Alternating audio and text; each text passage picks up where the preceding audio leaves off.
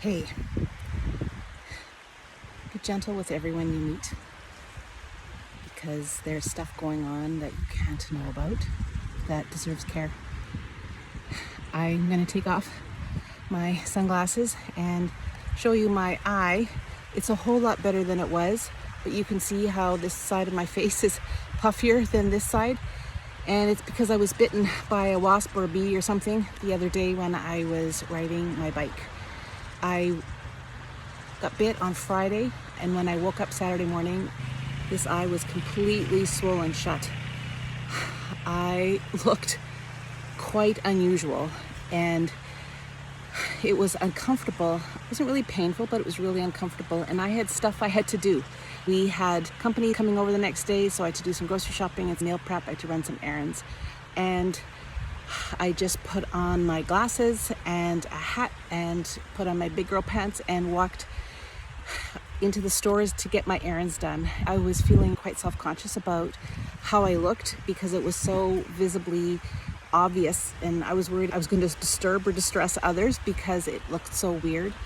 I am a person that works with people with disabilities, and I've always encouraged them, you teach people how to treat you. If you go out expecting to be kind to others, they will be kind back to you. What I didn't expect was how incredibly kind they were to me. So kind. There was one store that I went to, and I've been to that store dozens of times and often get served by the same woman who I've never seen crack a smile. And she had full-on smiles. She was friendly and joking. She was really encouraging to me. I think she knew that my day was not going well. She didn't know how serious it was. And she was just really kind. People at the store were kind. My peripheral vision wasn't good, and so I was bumping into people. People were so understanding.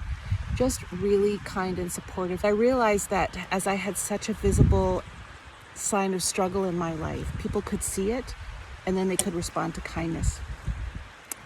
The next morning at a service at my church, before the service began, I was meeting with about 15 people that were going to be leading music and all sorts of other parts of the service, running lights and cameras. I was just having them be thoughtful before the service, and I was talking about my experience on the Saturday before, how kind people were to me because of this struggle. Ironically, I was speaking on struggle that morning, and I said, how many of you, this group of about 15 people, how many of you have the struggle going on inside that we can't see on the outside? You look pretty good on the outside, but inside there's struggle at a level that's real and it matters, and we just can't know about it. I'm not asking what, just who. Can put your hand up if there's more struggle going on inside than what people might guess from your outside this morning.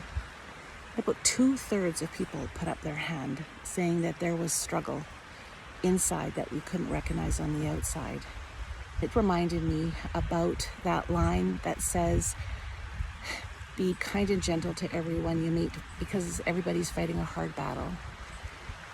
And it's been a good reminder for me that even as people were kind to me when I had a very obvious external struggle, and so people knew to be kind to me in light of that struggle, if we go on the assumption that between 2/3 and 3/4 of people have an inside struggle that we can't see that really matters, maybe they're having a difficult relationship in their life, or their job is hard, or they've had a loss that we don't know about, or they're struggling from depression or anxiety.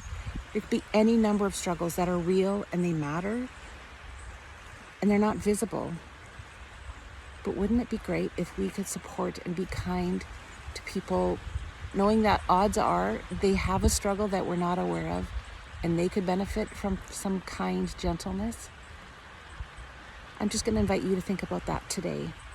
Be kind to everyone you meet, because odds are they're fighting a battle that even if you can't see it, they can feel it, and your kindness will matter.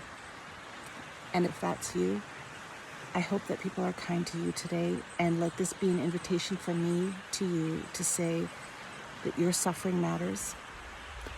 We care about you, and I just want you to take care of yourself today, because it breaks my heart that it's harder for you than we can imagine.